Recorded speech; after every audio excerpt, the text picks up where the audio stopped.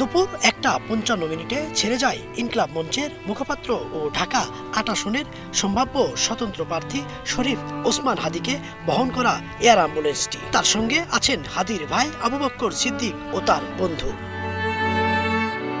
এরই মধ্যে Singapore general হাসপাতালে ভর্তি করানো হয়েছে হাদীকে। শুরু হয়েছে তার উন্নত চিকিৎসাও।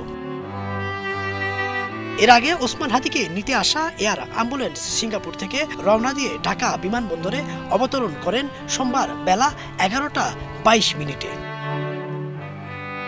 এদিন দুপুর 1টার দিকে রাজধানীর এভারকেয়ার হাসপাতাল থেকে হাদীকে বহনকারী এয়ার অ্যাম্বুলেন্স শাহজালাল আন্তর্জাতিক বিমানবন্দরের উদ্দেশ্যে রওনা হয়। 1:23 দিকে 8 নম্বর কার্গো গেট দিয়ে বিমানবন্দরের ভেতরে প্রবেশ করে।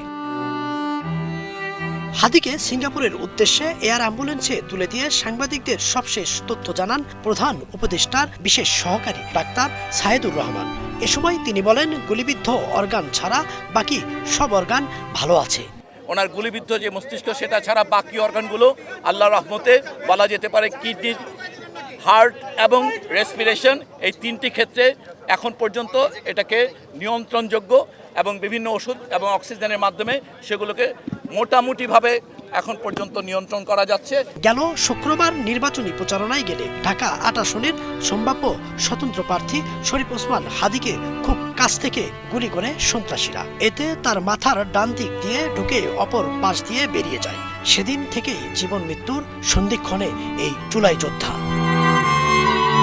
এর আগে প্রধান উপদেষ্টার প্রেস উইং জানায়, অধ্যাপক ডক্টর মোহাম্মদ ইউনূসের নির্দেশনায় আয়োজিত এক জরুরি টেলিকনফারেন্সে হাদীকে বিদেশে পাঠিয়ে বিশেষায়িত চিকিৎসা দেওয়ার সিদ্ধান্ত নিয়েছে অন্তর্বর্তী সরকার।